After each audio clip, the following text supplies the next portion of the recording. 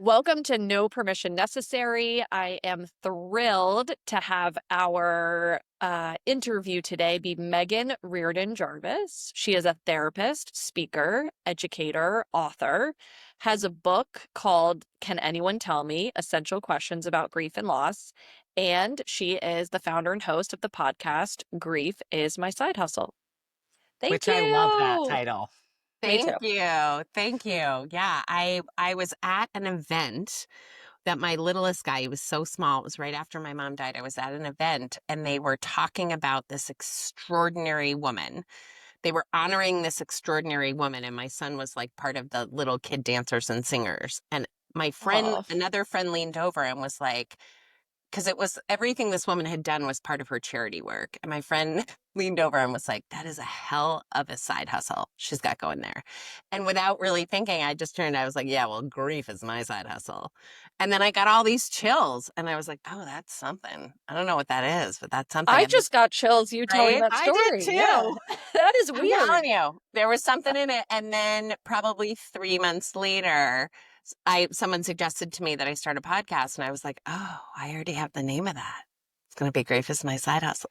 So that's where it I came love from. those little nuggets that the universe gives us. Like Right? this is meant for you. Here you Right. go. Right. Yeah.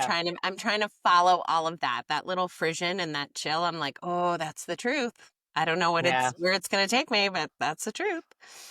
Well, I was so happy when Molly met you and, asked you to be on the podcast. And as a fellow therapist, I thought immediately, I was like, oh, grief and loss. Like, I would love to talk about that. That's not one of my specialties. But as a trauma therapist and EMDR therapist, Yes, it I is. thought about it more and I'm like, I actually Do it process all a day. lot of grief and loss with clients.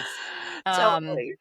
and what came up for me too when I was thinking about today is one of the most profound courses I took in college was this course on death and dying. Yeah. And it was all about the cultural references to death and grieving and how different religions and different Yeah. cultures really express their grief and also how they think about dying. Yeah. And there's a lot of research around how Americans in particular are really in denial about Oh, death. We we we do not talk about it. we're a disaster. We We make say it so much harder. Oh, yes. we're the We worst. we we don't talk about it. And Yeah. even now that I'm raising children, it's almost like a dirty word to say that, like, Yeah. we're all going to die one day, because the Yeah. reality is Yeah. that's the 100% truth, is we're all not Correct. making it out alive. The one thing we're all gonna do. Yeah, So that's right. I'm glad we're Well, I talking think I about even this. tried to cover for you, Jill. Remember when the cat got hit by the car? And I was like, don't tell them that the cat got killed. Just tell them the cat ran away. Yeah. I was like, no, this is a very, and I will tell you, Megan, you will probably have something to say about this. My children, that was their first experience with death of any kind, right? Right. It usually is. And The pet is yeah, usually. Yeah. and I will tell you that it was extraordinary to see my children, who were 8 and 5 at the time. They immediately got on the phone with my parents and their aunt and uncle, and they Okay. shared with them that Yeah. they just died. They had friends over too. Yeah. They They were went to their crying. Yeah.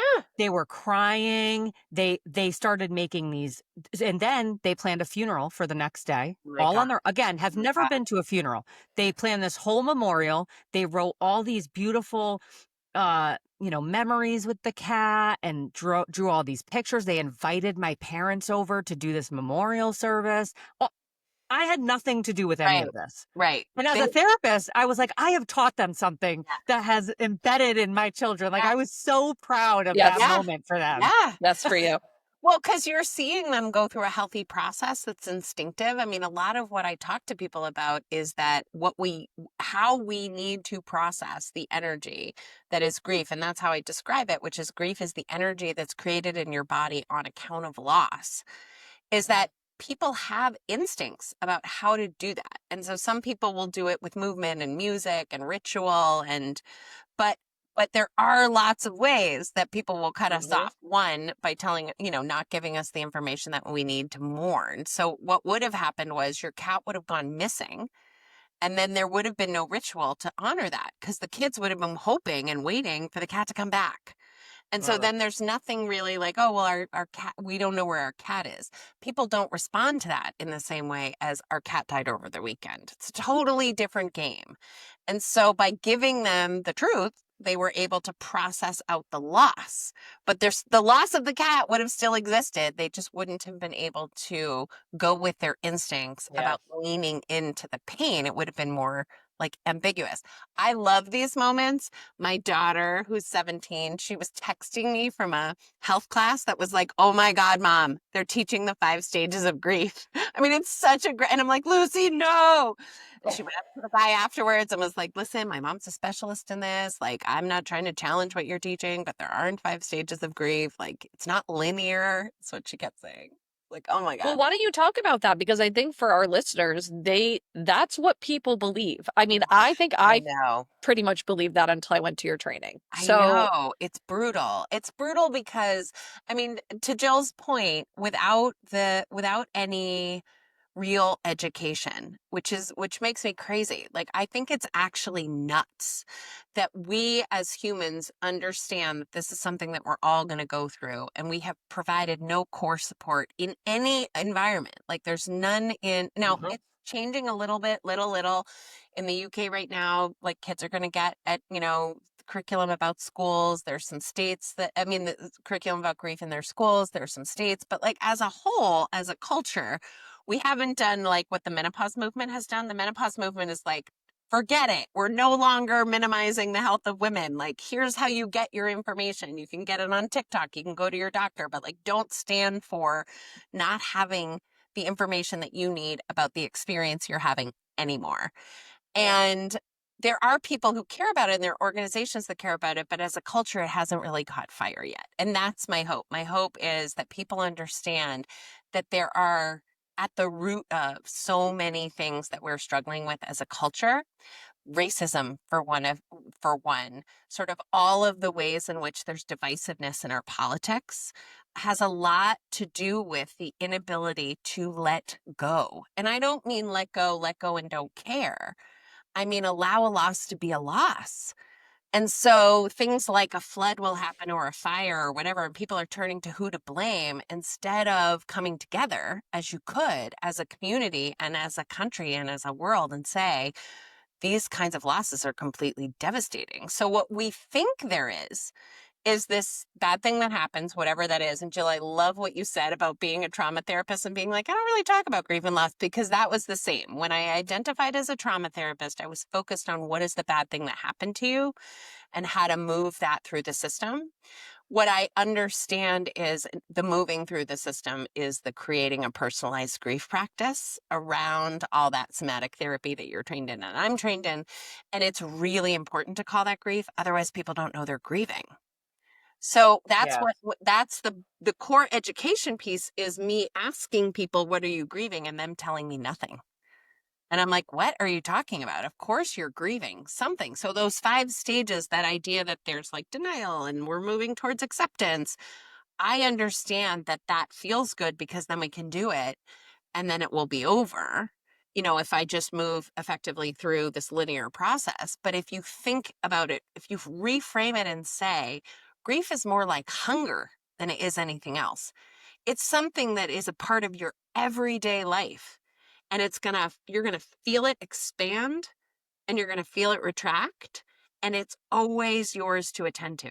Always. It's mm, always yours. I So love that. Molly yeah. might have a moment where she's feeling a lot of grief about her grandfather that died years ago. And Jill might have just had a terrifying, terrible loss inside her family. And Molly and Jill are both responsible for their own grief. It's not like we need to focus on who caused what, or we need to say that Jill can't grieve hers because Molly's already grieved. Like, that's not, everybody goes to the cafeteria and eats when they're hungry. That's how You it know, works. you know what just came up for me when you said that was that when I got so my daughter was 1 yesterday, Oh, happy and birthday. when I found out I was pregnant with my daughter, I believe, whether it was my daughter or my son, I think that's kind of irrelevant. But when I found out, I went to go call a good friend of mine. Yep. and let her know that I was pregnant. Yeah. And there was part of me that was like, she's going through something. And this is a friend that I've been friends with since I was a kid. And Right. so we know it's not somebody who I talk to every day, right? But when we talk, we pick right back up where we left off. And she was simultaneously going through a loss. Yeah. She was going through a Totally. miscarriage, right? Yeah. And I think this happens a lot for women and they don't talk about it. Yes. Yes. And what happened for me was I can be celebratory that I'm having a baby. Yeah. And I remember specifically saying, I can also hold space for your loss, right? And that open dialogue really created this parallel process that I was able to show up. She Yeah. didn't feel guilty for, I don't think so, at least. That's not how it came across. She didn't feel guilty for saying if she was sad or saying she was Right. struggling or having a hard time, right? It opened this like expansive space Right. to say both can be true. Somebody can be celebratory in their life, somebody can be grieving in their life, and we can still have connectivity. So I think that goes to, your earlier point of Yeah. this divisiveness that happens. And rather than like blame, or sometimes women are like resentful that, somebody is going through that and, they're getting the baby and they're not getting Yes. the baby, right? Like there was just this level setting that allowed both to be true. Well, And in your story, I think is significant and worthy of noting is that you are in the position of having the joy, knowing and caring that your joy is maybe going to hurt your friend. Right? So you've got the duplicity. I mean, you've got the duality, which is like, I can hold space for the fact that we don't need to pretend that she's just going to be joyful. And you're totally right. This is a thing. I used to have a group of friends and we called this mac and cheese, where it's like, I'm delighted I for love you. that. I'm thrilled for you, but I'm going to have to go home and make myself a box of cheap mac and cheese and like stuff myself with carbs for my own self. That's what we called it, which I love, right? Like, it's just a way of acknowledging that like Yeah. I can do both. But for a griever, because grief is something that we do with our bodies and our minds, and it can Yeah. be totally overwhelming, the way that the brain is sort of navigating loss is it doesn't always have the room that you just described to be able to see the perspective past their pain. So Sure. sometimes when you're the one who has the miscarriage, you have to sit on that phone call with the friend and you have to put up with it, and then you have to be so brokenhearted that you don't have a lot of joy for them at all. And Sure. that and Yes. you don't want to be that person. You want to be the person who can show up and be joyful. And I think in grief education, being able to say all of this is normal. This is Yeah. not you're a bad friend all of a sudden. All of this is normal. And you will come to a point where you can hold your grief. Your grief will still be a part of you. Every woman I know that had a miscarriage still has sadness long past when they're able to have children or whatever they still mourn the loss of whatever pregnancy they did not get to have as a child. That is that knowing that you're going to hold your grief, but it's not going to take up the whole dashboard of your life forever is really important education for people to have, because it feels in that moment like they're never going to be a good friend and never feel happy for anybody again. I'm glad you brought up that example though, Molly, because I have gone through, whether it's friends, clients, I feel like the miscarriage and loss of a child is such a profound experience as a mother. And a lot of mothers who have experienced that I've spoken to have this very disappointing experience with their friends and family who distance themselves from them because, and I've had to explain this to people, that's not about you and them not being able to support you. That's their discomfort with not knowing what to do, how to say anything. Like, one of the things that I've coached people through is more often than not, those mothers want to talk about that child. Totally. They want to talk about it. You're more uncomfortable with bringing that up than they are. And I Yeah. think that we have to and it goes back to what I was saying previously about it's just a cultural thing. We are not comfortable with talking about death in general. And I think Uh-huh. that for the people that I've supported through some profound death, loss, because there's other types of loss, but people Yeah. dying, honoring that person by talking about them and those memories and what that means to them has been really an important part of their healing process. And I've Totally. had people thank me, right, that I'm able to step into that fully with them, because that's what it is. It's like the family and friends that distance themselves, they don't know what to do. Yeah. So what would you say to those support people to help somebody through Yeah. that grief process? Well, I mean, I think this will not surprise either of you, but I mean, what I would say in a serious way is like do better. I mean, so and Yeah. here's what I mean about that. Like, so in my Yeah. book, which is behind me, Can Anyone Tell Me? There's a section in each chapter. So the chapters are things like, can anyone tell me why I can't remember anything? Can anyone tell me why food is such a problem? I'm really taking you through what happens when there's a traumatic event and the death of a loved one, but also the end of a marriage or a miscarriage.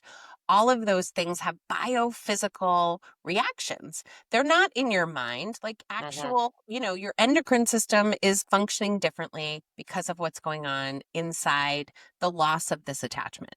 So it's all real. So I start the book that way. And in every chapter, there's like something for the griever, but then there's also something for the supporter. And then this little section, each section is only 1,200 words, because like when you're grieving, you can't sit down and read a whole book.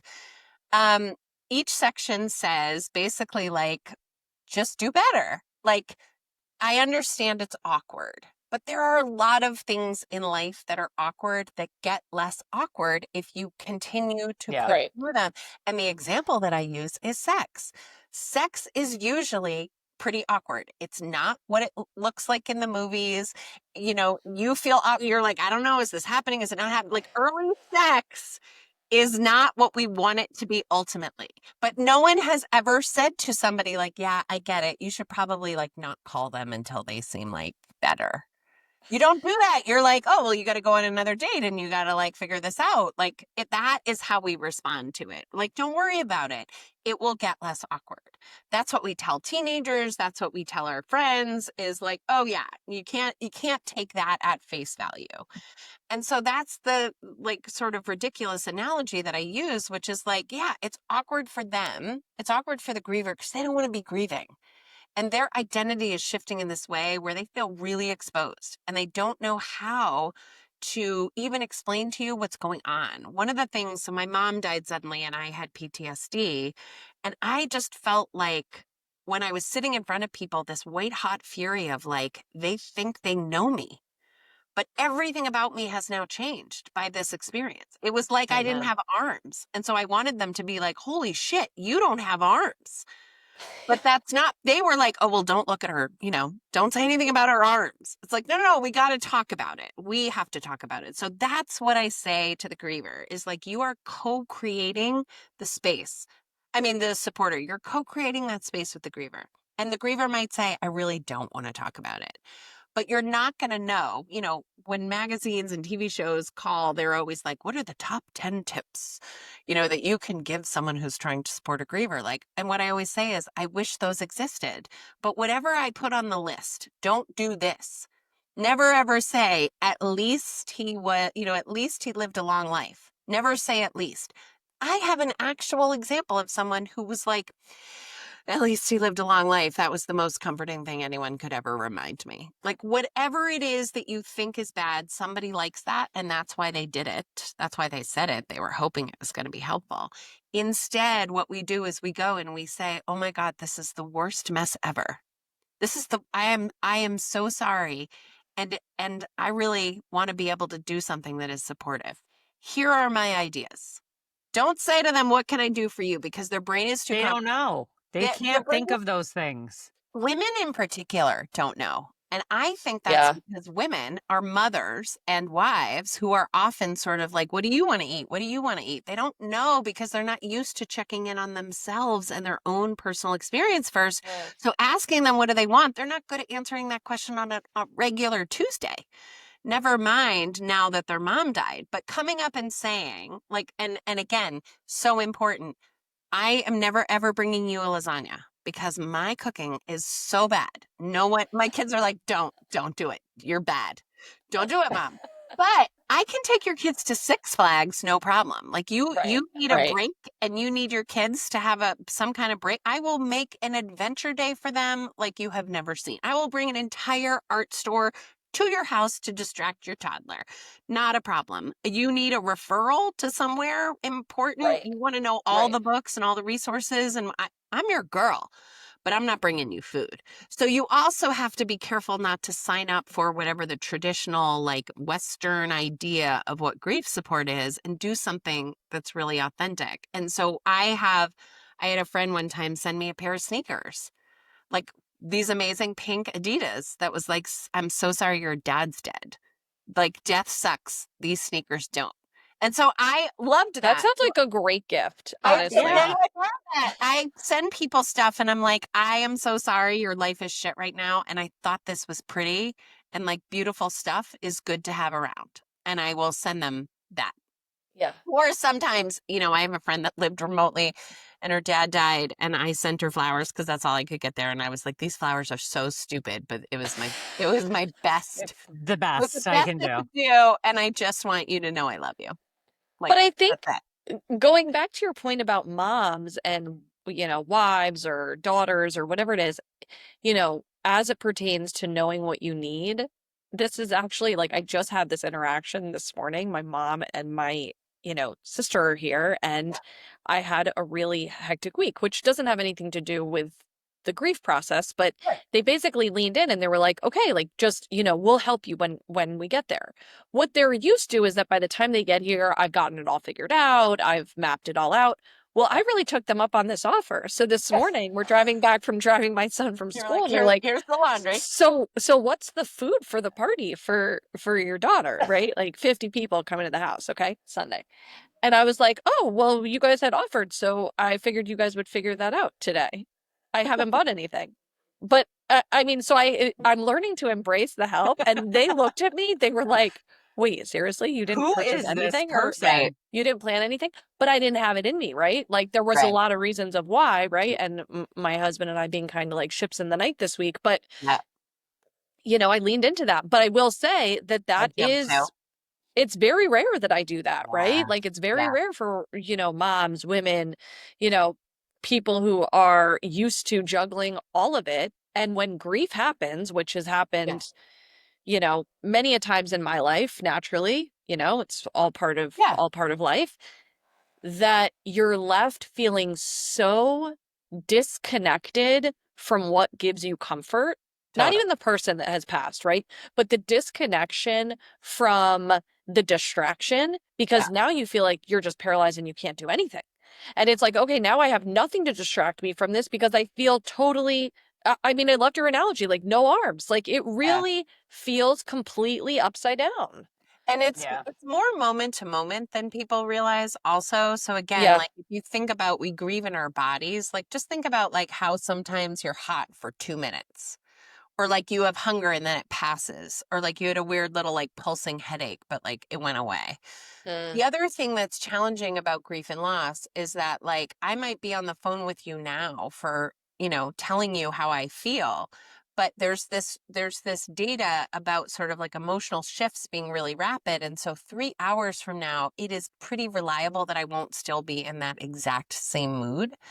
So what I say to folks is like before we're going through the grief process, having a core educational experience, the same way that you would when you're teaching kids about puberty, right? Like we teach them at 11 generally because that is the time period where we know people are about to go through puberty. Now girls are going through puberty at 9, but for the most part at 11 we're saying, "Hey, here's what's going to happen. You're going to get irritable. You're going to, your body is going to be changing in this way. You may have some difficulty with friends. You might discover that you're more distracted at school because you're more drawn to your romantic feelings than you are towards math. And that might feel weird because that's not who you were before." We give that to kids. so that when that happens, they're not like, oh my God, A, I'm a terrible person, because that's a thing that happens for a lot of grievers is they say, Mm, what is wrong with me? Because they mhm. believe that they're supposed to grieve and lock all that up kind of in a couple of months and why And they wouldn't should be over it. They should be And over like, it. why are we still talking about it? right? Yes. I Yeah. mean, And that is a real why thing. wouldn't they think that, right? Because we have 5 days off. That's the average from work. Please go and do your grief in 5 days and then come back and do your work. Very few supports of any kind at work. I always hear from people that say, like, oh, we offer a lot. And I'm like, oh, okay. Can I talk to your employees and see if they also say the same? Right? Because if your employee doesn't say that they felt really supported by whatever it was that you were doing while they were grieving, it doesn't count. I can't say I'm Molly's best friend unless Molly says she's my best friend. Like we can't, it's got to be reciprocal. Reciprocal, What yeah. what most workplaces have on the books is you get 5 days. That's it. That's kind of all they have. And by saying 5 days, it's as if I've said this many times, but if I told you you have 15 minutes for your lunch hour, like it's called the lunch hour. You have 15 minutes for lunch and you can't finish your sandwich in 15 minutes in a couple of days, you're going to be like, what's wrong with me that I can't finish my sandwich on time? Instead of nobody finishes their sandwich, appropriately in 15 minutes. We're supposed to have a real break at lunchtime. That's what we end up doing is we end up setting this culture system where it's like, what's wrong? There's nothing wrong with you. There's nothing wrong with you. If you're 40 years old and your mother died, it's going to be a minute. It's going to be a minute before your brain even understands what happened, before it's updated the data and understands like, oh my God, this is what holidays are going to feel like. And this is, oh my God, my mom died almost 6 years ago and I still will be like, oh, let me quick call her. Let me just quick now call her and ask her that question or like I have a minute. And then I'm doomed for the rest of the day. Like shit, I forgot she was dead. And now I'm so heartbroken. Whatever it was I was going to call her about wasn't even that important, but I have to sit here in the pain of it, in that flare up of grief. And so when we can talk more honestly to people about that, when we can say this is what this is and make room for it, we are going to do better at showing up in all of that awkward space, whether it's because of a miscarriage or because of a death or of a divorce. We're going to be able to say like, are you sleeping at all?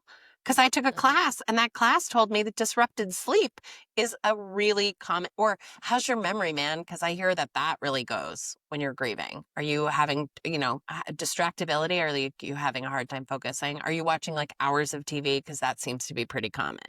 Instead of Jane's watching hours of TV and she Mhm. couldn't even remember what day her husband died, which is Mhm. what we get. We get the hushed tones of judgment from like Yeah. Judy.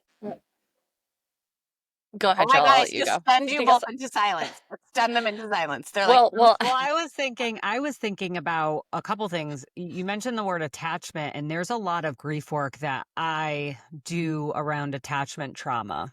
And Yeah, I've had a few experience recently where, really explaining the grieving process yeah, of a parent who's still alive yeah, and grieving the fact that you have never gotten what you needed yeah, and you will never get what you need from this parent, yeah, right? yeah, Um, and I think it's been a profound moment for them to kind of be able to put it in that perspective of, oh, I've had this expectation and hope that this person's going to change. yeah, I'm now an adult and I'm still holding on for this hope, but I actually need to moving that energy, right? We yeah. need to actually move this energy and shift it into grieving That's that right. my expectation's never going to Not get met. happening. Yeah. That's such an important point, and we have some good language for things like this, like disenfranchised or ambiguous loss, which is just sort of a way of saying like there's not a dead body there for somebody. No one's going to bring you a lasagna, but also the burden is kind of on you in this Mhm. way that right now is silent, that I wish wasn't silent, to be able to acknowledge it for yourself first. Right? So like the assumption when you say my mom died is that's sad. But It might not be that sad. It might be of a relief. Maybe it is sad, but you've been sad for 7 years because she's had dementia and you lost her years ago, right? Yeah. So one of the things that we do when we're doing grief education is we say it's not fair. It's like utter bullshit. But you as the griever are going to have to explain some things to people around you. So when they're going to make assumptions because your hair is washed that you're fine, you're going to have to remind them that you're not fine. You can do that in an Yes. angry way. You can do that. And like people say it's not fair. And I'm like, you're right. It's bullshit. It's not fair. All of it's not fair, but it's still your problem. So you can be in silence and let somebody believe that you were so close to your mom and give you the day off or give you the week off for her funeral, or you can say out loud, and you get to choose at work, at church, wherever, we were not that close. So it's even has this other level of complication. Like I hadn't spoken to her in 12 years. So it's Mhm. not just like that straightforward grief. And you don't have to do that, right? Like you don't have to share your intimate experience with other people, but you do have to understand. And every time that we don't, we're letting that minimization of all the complexities of grief, the way that people are sort of like, hey, go see Jill on your lunch hour, work through that process of loss and tidy that back up and, put your mascara back on and please come back to work as efficient as you were before. When we have data, empathy.com has this really extraordinary data that tells us that people who are the executors of wills, so that's going to be more men than women, but people at higher management levels, right? Because you're picking the highest, functioning people in a family. They're reporting that their mental health is impacted for 18 months and that their performance at work is impacted for between 12 to 18 months. That's Yeah. staggering truth, right?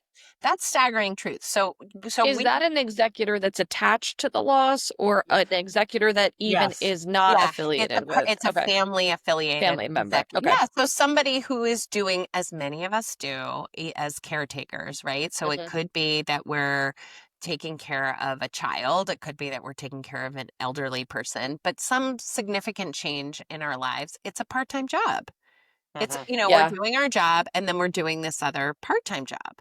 And the executor of an estate is a literal part-time job. Like you have to go to the bank in person and beg them and maybe, bring them a bribe to get them to give you the 5 copies of whatever to close the Right. thing with the Right. forms and the It's whatever. very Or arduous. Yeah. Yeah, It's it's work. It clearing is out the work. house or all Yeah. the yeah. things. I was actually thinking about that yesterday because my grandfather passed a few years ago and there was a lot of work that had to be done, right? And Yes. I don't live nearby and my uncle was the one who spearheaded, he was the Right. executor.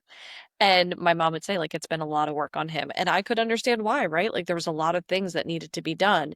And yesterday I got the text that the last thing has basically, Yeah. sealed the deal, which is the house, got sold, right? Wow.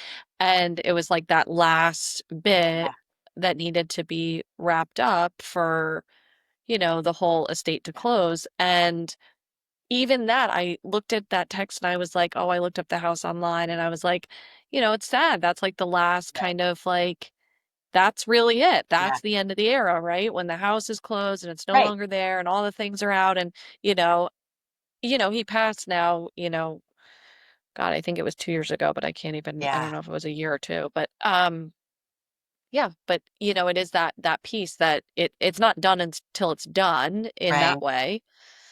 And But out of yeah, curiosity, when you had that moment, which I would say is like a griefy moment, right? Where you look up yeah, the house and you're having that thing, and that, that's what makes all the artifacts that are left behind so hard is like it's not neutral. You're not just like right. cleaning out, a sock drawer. It's all has emotional content. Did you tell anybody? Did you reach out? Did you say like, oh, I just looked up the house? Did you I connect with almost someone about thought, it? I almost thought to say, oh, end of an era, because still on a group Yeah. chat with all my Yeah. siblings. And well, I don't know if it's, if I'm really honest with myself and sitting with myself, I really believe I didn't say that because I was juggling the two kids by myself, my two small ones, but I don't think it was because I didn't feel like I could talk about it, you Okay. know? Yeah. But both are in there, right? Like Yeah. there's the you know, because I'm sure you know this, Jill, like every once in a while, I will be the person who leans in and says to somebody, this is a really big deal. And it's like I'm giving them a permission slip, but really I just want Oh, to we love that. Oh, reframe it, right? Like this is a really big deal. This thing that you're Yeah. talking, and I have just as many people who don't celebrate big things as have a hard time Oh, mourning yes. so that people can, you know, my son came home yesterday and my husband whispered to me, he's 15. He's just gotten back on the soccer field because he broke his arm for the spring season. So he was out the whole spring season. So he's doing the soccer thing. And my husband whispered to me, he was player of the day. And I was like, fucking kid is not going to tell me this. And so I came downstairs in the basement where they're watching a TV show. And I was like, Daniel, do you have something to tell me? And he was like, what? What? And I was like, did something happen at soccer camp today? He's like, no, wait, what do you mean? And I was like, Daniel, for the love of God. And then he, like, little tiny corner, he was like, oh, I was player of the day. And I was like, what did you say? And he was like, I was player of the day, Mom. Okay, I was player of the day. And I was like, and how did you celebrate? And who did you tell? And he's like, I didn't tell anyone. I was like, text your friend Ben right now and tell him. Like, go upstairs and tell Lucy you were player of the day. And he's like, I don't need to do all that. I was like, we need to do this, Daniel. Like, we need to do it. Now, he's like a little shy and a little, but I mean, who knows if ultimately in his grown life, if he will be a person that needs to celebrate. But I'm not doing it to turn him into some egoist. I'm doing it because if we can't celebrate, I know on the other side, we are a person who has a hard time honoring the losses. Now, not celebrating doesn't drive you to go become an alcoholic, but not being able to process loss might. And so I'm trying to instill in us this idea that like all emotions are something that need the energy to be moved through, acknowledged, like identified, acknowledged, and moved through our system. And when I'm teaching, I have this curriculum called the Grief Mentor Method. When I'm teaching that method, I am really doubling down over and over, which is like, it doesn't matter whether you think you should be sad. It doesn't, do you notice it? And do you notice like just a little pinprick of it? And then I just always ask, and what did you do about it? And so it's not in this instance, Molly, it's like not a big deal, but it's always right. worth noting. And what I always want people to do is let somebody else know. When someone say, what am I supposed to do? I'm like, just let somebody else know. So I have this thing called the triangle of trust, which is, Molly, you probably heard me talk about it, but Yeah. it's having three people who, when you're in trouble or when you're celebrating, you can just text them and say, I'm in it. Like the bullshit is going down. It's really hard right now. And they will come back and say, because you've primed them to do it, I'm with you. You're not alone. And I have this sort of famous example with my dog where like my dog ate 20 grapes. Grapes are toxic to dogs. The dog is fine, by the way. I sometimes forget to tell that part in the story. The idiot dog is totally fine. He has an interior of 10. But my husband was away. So it was like, I have to deal with this. The dog is my 12-year-old's. And I was like, oh, this is the legacy of loss. Is like, oh, this dog is definitely dying. Like there was no question in my mind that we were going to be carrying this, 140-pound dog. So I'm driving to the place and I text my little triangle of trust, which is a group chat. And I'm like, I am in it. Like the fucking dog ate 20 grapes. And my best friend immediately calls me and with the the wheat in the wind voice, she's like, are you okay? Do you need me to take care of you? Like, are you safe driving? And I'm like, stop it right now. It's all fine. I'll call you after. My sister, because I'm like, that is not helping. My sister popped up with a like, I can't talk right now. Can I call you later? Like Insta reply from the phone, from Apple. And I'm like, okay, her phone's Fuck on. you too. Yeah. This is why you gotta have three people. This is Yeah. like, because then my friend Rachel, she wrote back, fucking dogs. And Yeah, that's Yeah. what I would have said. Yeah, like of course I, your husband's not around too. I just needed someone to know I am doing a garbage thing so that I'm not alone in it, because alone can very quickly, for grievers, alone is just like, oh, I wish there were more people here. It's a yearning for connection. What can happen for grievers really quickly is it can go from alone to isolated, which is like I'm Yeah. in a glass jar and no one can get to me and I can't get out to other people. Right. And that is where all the, Vivek Murthy, our former Surgeon General, wrote this report in 2023 that was like, Yes. isolation and loneliness is driving all these horrible health outcomes Yeah. cardiovascularly. That's Mhm. really what I think is so interesting about that study is what he doesn't do in that study is identify who those people are. So it sounds a little bit like, oh, the lonely little old lady in the 5-floor walk No. in Brooklyn, when actually it's young people, Yes. Yes. people who are grieving. I mean, that is the first, and grieving all the losses, all the ways that they thought their life was going to be. And coming out of COVID, it wasn't. And how are they now going to live a good life? Those are the folks that are really struggling, and they feel like they're in a glass jar. They don't know how to get out. And one way to get out is never do anything emotionally alone. That doesn't mean Well, you can't have privacy. It just means you got to let somebody know. And if you can do it, you know this, Jill, as a trauma therapist, if you can do it in the moment, in vivo, you will feel like you are not alone. If you can reach out to someone yeah. as the shit is going down, that actually changes the neural pathways of the experience. Yeah. Well, I know I do this with Molly all the time. The unhinged voice notes, text messages. I'm like, I don't Yeah. even need a response half the time. It's like, I just need you to know that this is what's happening right now. That is Just it. in so in case I call later, you know to pick up the phone because Or it's you're in going down. jail. That Or is you're it. in jail and you need bail money. So Bring there's a also that. sharp and a shovel. When I got a body to bury, when my mom died, and because I was really sick after she died, which I think is just an important thing for somebody who's trained in trauma to admit that, like, it didn't matter how much I knew. Right. This is how my system responded to the death of my mom. And my husband, I mean, he was just beside himself. And he was like, tell me one thing that I could do every day that would just not, just make you know that I love you and that I'm sorry that you're going through this. And what I said to him was, every night before I go to bed, can you just ask me, how are your feelings? Which is the thing I used to say to our kids when they were going to bed, like, any feelings I need to know about, like, how are your feelings? And that's what he did every single night. He'd be like, any feelings I need to know about. And sometimes I'd be like, oh yeah, I was in a really dark, like, everyone's going to die and my life is going to be miserable, like at 3:30 this afternoon. And then he'd be like, do you want to talk about it? And I'd be like, no, I don't. I just want to go to bed. But I'll leave you with that. I'll leave you with that. But I mean, I think he knew that, like, if I had grown or become something dark or was going to keep me up, I would wake him up or I'd tell him. But instead, what it really did was, like, the job of grieving is still mine. But I had company in the idea of how hard it was. At one time, I said to him, I want to tell you a thing I did today. And he was like, okay. And I was like, I counted how many times I missed my mom today. Oh, this is going to make me cry. And he was like, what is the number? And I was like, I want you to guess. Like, I want you to guess. And he said 50. And I was like, it was 111. I missed her 100. And it wasn't like fresh grief. I was like, I missed her 111 times today. That's what it's like to be me in my life right now.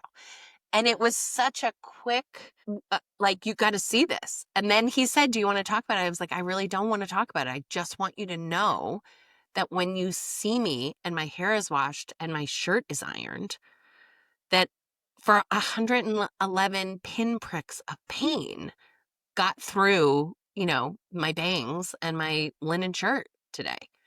And so that when I'm teaching people how to sort of break open the culture of grief and loss, that's part of what I'm doing. Is Yeah. you don't have to sit down and do what TikTok says, which is like, just sit and bear witness.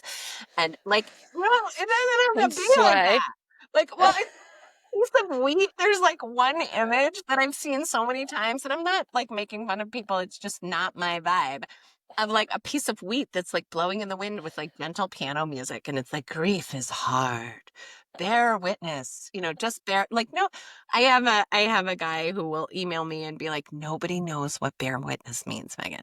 Nobody knows what He's like in his 70s. I've talked to him on the phone. He's like, nobody knows what like holding space means. So, and so I'm also really That careful. is true. That is true. Unless you have actually done like experiential work or you've done some deep type of trauma work, you actually don't know what that Well, means, what holding he space. said was, which I really appreciate, is it's like it sounds like you only get to do this grieving, which I'm trying to normalize is just it's developmental experience for all humans. He's like, when you use language like that, it therapizes it.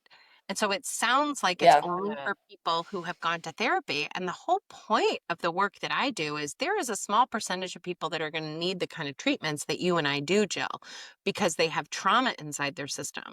But as a culture, if we had more supports, if we had more groups and churches, if there were as many group meetings around as there are like AA meetings, if we had people, clergy who was trained, supermarket clerks who understood, if we were able to put it inside school systems and probably maybe most importantly have grief informed workplaces, since we spend a third of our life at work, then we wouldn't need so much of the other kind of language and intensity. It would sound more normal because it would feel more normal because it would be more normal. I mean, going back to how important it is to expose just just the discussion, right, around grief and loss, which I think starts in a very age appropriate way. I can remember Oh yeah. talking about my husband's mother died long before I met him. Yeah. So she's never been with us. But Mhm. we've always honored her by talking about Grandma Gail Yeah. to my children. Yep. And I can remember, and this is one of those profound things for me around children, is that we've always talked about her. And I can remember one day my daughter, she's probably around 4 or 5, and her looking out the window and saying, yeah, grandma, I can see Grandma Gail with us. And she like had this whole kind of story about how she watches over us and all this stuff. And for me, my spiritual practice and my thoughts on, you know, the body dies, our soul continues. Yeah. There's something to Yeah. that, right? And there are part of that death and dying class was about near death experiences, Yeah. and which fascinate me Yeah. because it really gives a glimpse into what happens. There's no way that all of these people have the same things happen in a near death experience. Totally. And to me, it gives me the belief system that like our soul continues after this, right? And so when small children who don't have the conditioning of the world, Right. They haven't even heard those right? stories. Yeah. They don't have the conditioning of the world to say that that's not possible. When I hear small children, and I've had conversations about this with other people who've had similar things, when they say, "Oh, they're watching or they're here with us now," it's because they don't have that veil. They feel Right. it, they see it. They probably are there with us, Yeah. like because that's how souls work, right? I mean, that's so I do think that there is an opportunity to heal on a a level that we can't even know, right, until it starts Yeah. happening, because if you look at other cultures, I mean, I'm thinking of, like, the Dia de los Muertos Yeah. in Mexico, and in Yeah. India, they have a lot of public celebrations when Yeah. somebody dies. They're much more exposed to the concept of death, Yeah. dying, and all those things, and we need to start having those conversations so that our communities can heal and Yeah. our nation can heal, and, you know, yeah, it's gonna be awkward and we don't like talking about it, but also it's gonna happen. And We so I wonder. do hard topics in the past. I think Yeah, about, I mean, again, people can have feeling about this, but it is something that we were able to do. We were able to shift into pronouns being different, even though like it doesn't make any grammatical sense.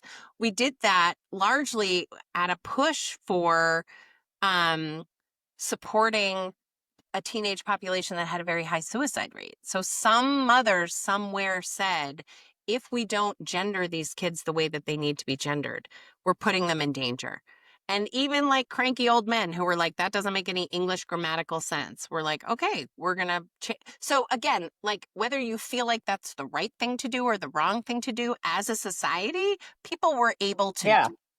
So that to me sends a really hopeful message that like if we understood how important this was and I love that you just brought up the idea of near-death experiences, the fact that like they have similarities across cultures. So like that can't be nothing. Like this Something's person there. wasn't. There's a great book that's written oddly by the Lonely Planet, which is called A Guide to Death, Grief and Rebirth, which is all about all the cultures around death, dying, rebirth, funerals, burial, across all cultures. And it's freaking fascinating. And I often ask people who are working with me to get it, and then we have it. Because when you can't imagine what else is possible other than like a Western funeral, I want them to be able to see things. Like there are cultures in South America that, bury the bones and then bring them up, and they clean the funeral space and they redress the bones and then they put them back in the, I mean, Mhm. there's a million different ways that are different than how we do it. But the concept of spirituality, which is how I identify what you're talking about, so it's not about religion and it's not about, it really is about, do you believe there is something bigger than just you that we are all connected? Yes. That conversation in therapy is often like, unless you've had this specific Neglected.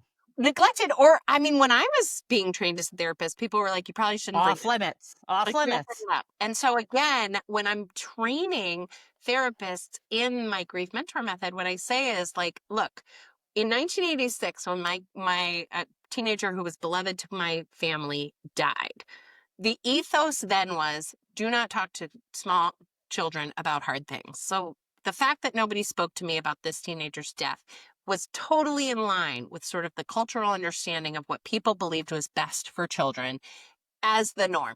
We don't Yeah, believe at that that anymore. time. Yeah, we Right, don't Yeah. believe right, that anymore. We know right. different, but we're having a hard time, like, sort of doing the thing that we know is better for people. Every person that I have ever worked with who has an experience of profound loss has some question about what happened to this person. Yes. Where are they now? And if I don't bring it every single time I bring it up, people are like, I am so glad you asked. In my book, Can Anyone Tell Me? There's a chapter that says, Can anyone tell me why I think that butterfly is my mom? And the answer to the question is right underneath it says, Who's to say it isn't? Who is to say it isn't? We don't, quantum physics, religion, reincarnation, we don't know. Every time I see a red cardinal, it's my great grandmother. You can't But tell me otherwise. but similar story. Story that Yes. people will tell me that when they find dimes, they think that that's a message from their loved one. And then there's a small coin in India that's sort of the same size as a dime, and people say that's the that they think that might be their grandfather trying to get in touch with them from another. So who's to Who's to say it say? We don't isn't? know. Right. Right, but What we would you need to have the conversations. so, a lot of the folks that kind of tune into our podcast are either obviously supporters of us or friends or, Yeah, people that are in leadership roles yeah, or looking to advance their career. What would you say to folks who are in leadership roles or in organizations of tangible ways yeah. they can actually implement some like quick, fast, I don't know if it would be easy, but like what are some light lift, maybe tangible ways to implement some of the things you're talking about? Because I think that people are going to need direction here. Yeah, so I love the question because I actually think, a lot of what I think about a lot is sort of how do we get the message out the most impactfully? And people in leadership Right. roles are the ones that we want to talk to. So one is they themselves should listen to a couple of podcasts about grief and loss because what ends up happening for everyone always, right? If I like a hand cream, I'm going to become a promoter of that hand cream amongst all the people in my community. So Mhm. rather than get what, and this happens to us, a CEO will call and say, we had something terrible happen in our company. We'd love for you to come, but I'm going to be away when you're there. Like, no, Oh, we'd love for you to come. So actually my small consulting company, we are not going to come out unless we can talk to your Unless you're there. leadership team. Right. Yeah, because you're a human. And so this also, Molly, what I say to people is you can be here as a clinician or you can just be here as a human. I have never had anybody walk through my class and be like, wow, I got nothing out of that. That it's just not possible because any conversation about grief and loss is going to impact you personally. So what I always say is buy a bunch of books. You don't know what books, buy a bunch of books, make them available to your people. Those people, actually, the books are not the thing that is usually the most useful, but it sends such a message. We want It's you the to know. gesture, right?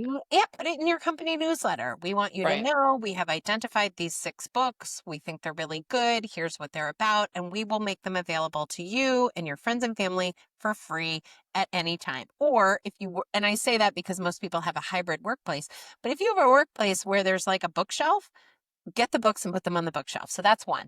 Number But is that for 2, an event? Like, does it, sorry to no, back you up for a second. Does that mean that you're doing this when an actual, like a loss actually no. happens I mean, within I an would just call No, it organization then? to today. Okay. I just would Okay. let say, it be around. Let it kind Let it be of around. be Okay. something that when you can people talk hire about. us, we have Okay. all these, one of the things that we offer is like, hey, we'll create material, we'll create content for you that goes out once a quarter, once a month, whatever you want. And so we have Okay. this little newsletter, and I'm not suggesting people need to hire us, but we will work. This is what we do. We But they, create this content that says, hey, we're aware that many of you are going through a lot of loss. Now, I often, if you're just randomly doing it, I often say, put that in the spring. Put that in the spring because we got Mother's Day coming up. We got Father's Day coming up. We got graduation coming up, weddings nice. coming up, Yeah. summer coming up, all the things where you are going to feel the ache and the loss of the person. So somewhere in late April, out goes the newsletter that says, spring is a season of renewal. Here are the things that we're doing. Here's your gym membership pass. Here's the whatever. And also, we are aware that this is a season of transitions. And so, and then naming the things that are non-death losses. Many of you are going to be sending your kids out to college, and that's a Right. big transition. Here's a book or a podcast that we've identified where people are talking about that topic of grief and loss. So one of the things that will happen in corporate environments, I would say it happens 85% of the time, is somebody says, can we use language other than grief and loss? Because people don't love that. And when it's not a death, they don't know that they're grieving. And what I say is, you can call it whatever you want. It is grief and loss. And my soapbox is, I want you to put that language there because I'm trying to shift the culture. But if what you're trying to do is, just offer support, you can say a season of stress inside a season and put that, launching your kid out into the world is also a stress. But when you look at what are, because people like to talk about resilience in times of stress. That's like a buzz phrase. Yeah. Okay, what is resilience? Resilience means it doesn't destroy you. You don't go all the way down and stay there.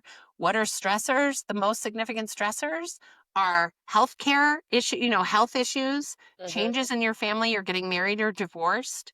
Number one is the death of a loved one. And listen to how that sounds different. Like, oh, Molly, how are you doing? Well, I'm really stressed. There's a lot going on. That to me sounds like maybe you're not balancing, like you're not getting enough exercise, you're not prioritizing sleep, and maybe you have a hard job. But if I say, Molly, how's it going? And you say, my kid is leaving the house and my mom is dying and we're thinking about moving. I'm like, girl, you want to get a cup of coffee? Like Yeah. that, it's a different thing when you name what the actual stress is. And you'll notice in all of those, there's loss because every time there is a change, you are losing something. What happens when kids are going to college is we say to them, aren't you so excited? Oh my God, you must be so excited you're going to college. So we over and over and over tell them what we value here is the positivity. But I'm telling you, you got a young kid that's going to college and you say, wow, what is it like to be leaving your high school community? Just that question. And they're going to tell you it's hard. It's Well, really hard. and we work in the behavioral health space, so we Yeah. work with a lot of young adults that don't even get past go. I mean, by Yeah. end of first semester, they're already pulled Yeah. out of school Hmm. because they either are in a mental health crisis, Right. they are addicted to substances, Right. the family pushed and pushed and pushed to say that they needed to go to school and kind of avoided all the Promised them bells it and was going to be whistles. great. They said it's going to be, I mean, I work here in DC and I've got Yeah. a whole bunch of, one year I had all these young women whose parents were like panicked. They're not adjusting well to college. And I'm like, first of all, does anyone remember freshman year? It's really hard. It's really hard. It's really bad. You constantly have FOMO and you think you're doing things wrong. But what I was hearing from these young women is like, this is what I worked so hard for. This is what they told me it was all about. This is just like more school and more stress and more whatever. Mm, So also that like loss of a dream or an Mm. expectation, yeah. we Yeah. don't know how to, that impacts our mental health. We don't know how to talk about that. And when you put the word like, wow, that really sounds like your heart is a bit broken. Like when you say it like that, people are like, yeah, I'm really disappointed and I'm hurt and and all of that is about loss. All of that is, what are we going to do about that? Are you going to hold on to the expectation that freshman year is going to be great? What I always say is like, let it break, let it go. We do not have a culture that is able to accept, like, because having too many feelings back when my dad was a young kid, like, made you a problem. You were a problem. You were not a man. You were not a whatever. If you had feelings. But now what we sort of imply is like, well, if you're feeling lost, you're kind of a loser. Like if you haven't been able to spin some kind of traumatic growth from this, or like, oh, well, it was hard, but now I'm on a trajectory. What I usually say is like, let it break and just look at your hands, where it used to be, and become someone who is adjusting to. I thought I was going to love college. It sort of sucks, but I'm doing it. Yeah. Instead of it sort of sucks and I'm hoping my parents are going to take me, like, try to fix it. It sucks, so I need it fixed, so I'm going to leave.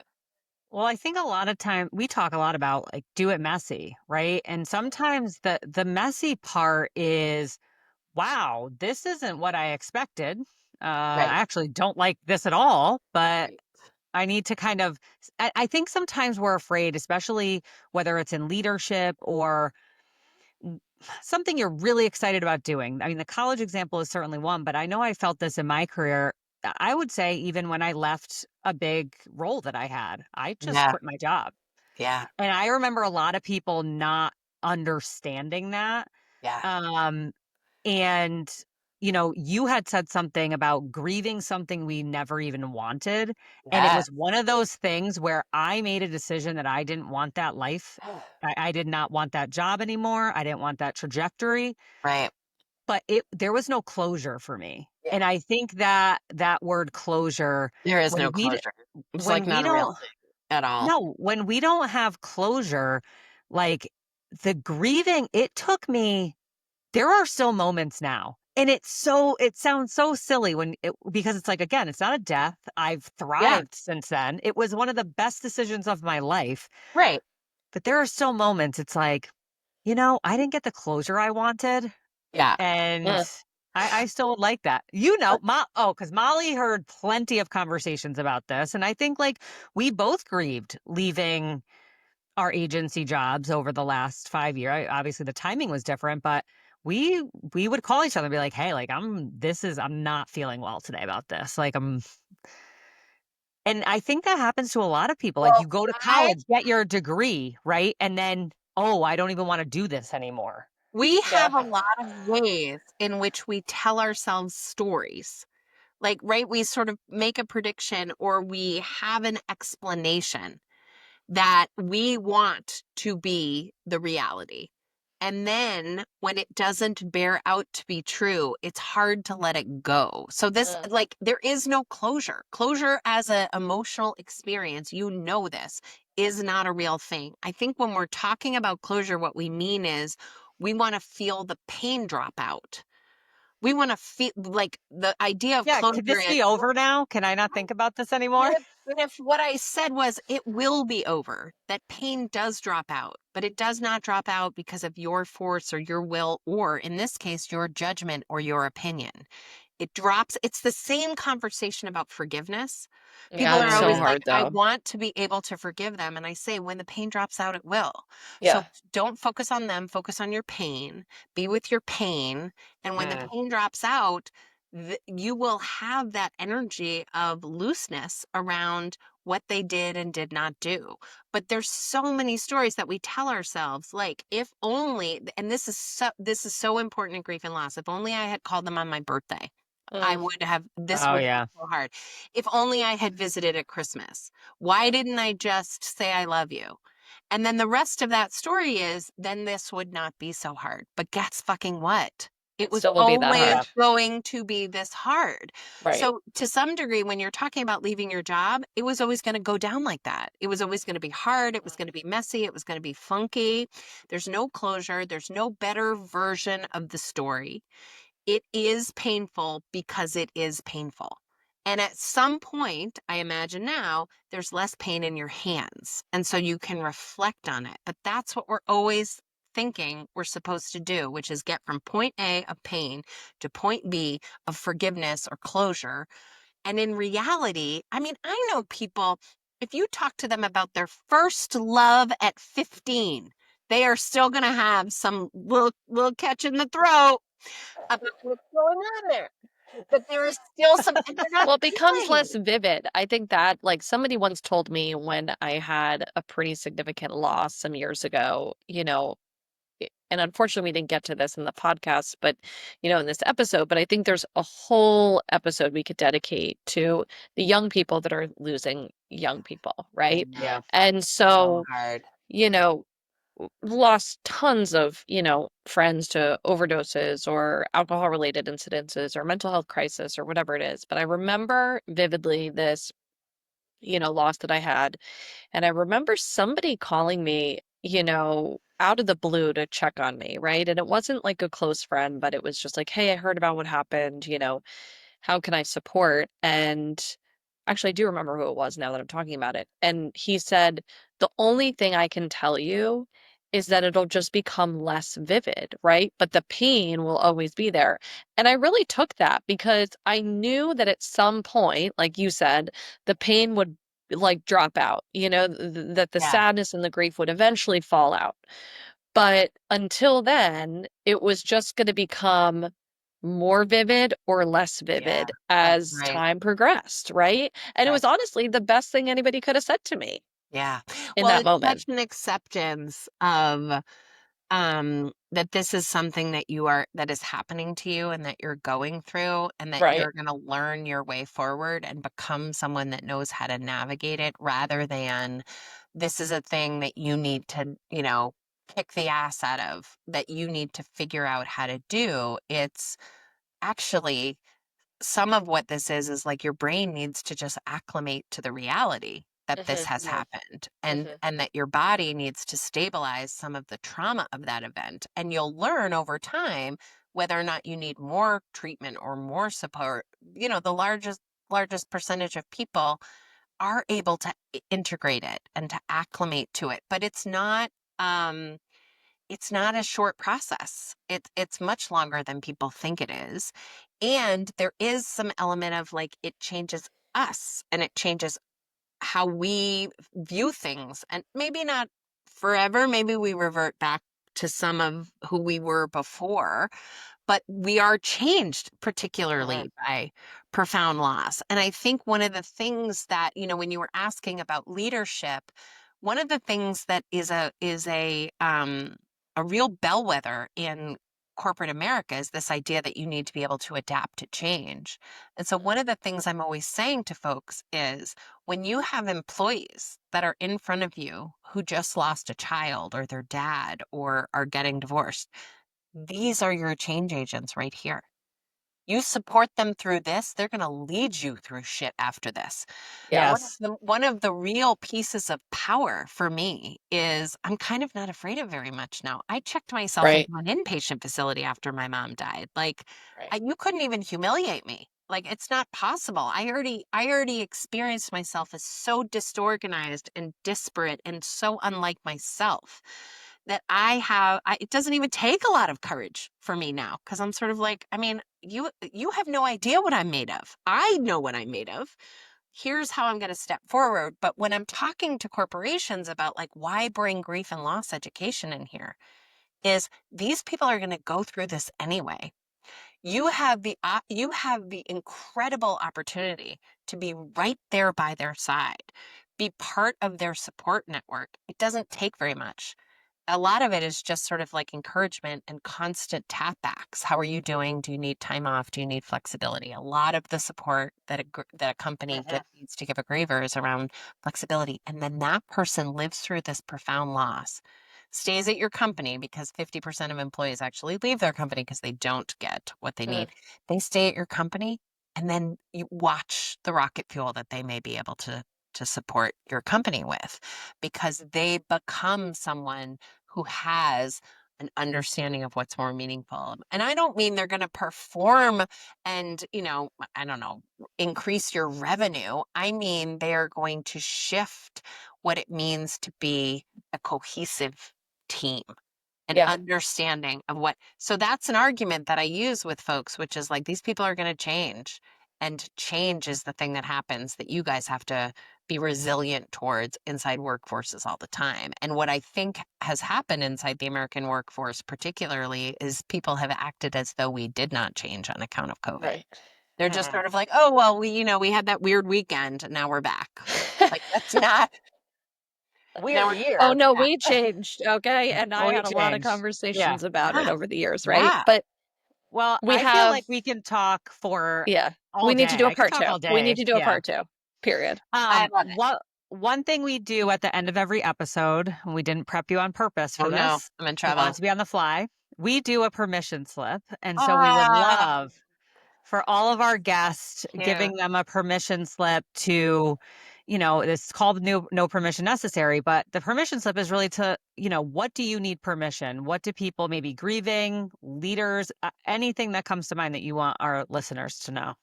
So I'll say this to the people that are listening to what we're talking about, and they are holding, their hands are full of pain, that they are in a change process, something where they are losing and they don't want to become a loser, but they are experiencing loss. So the people who are listening that are like, but I am still feeling the pain of my mom's death 3 years later. What I'm going to give them permission to do is just hope that there is a bit of a pivot on the horizon.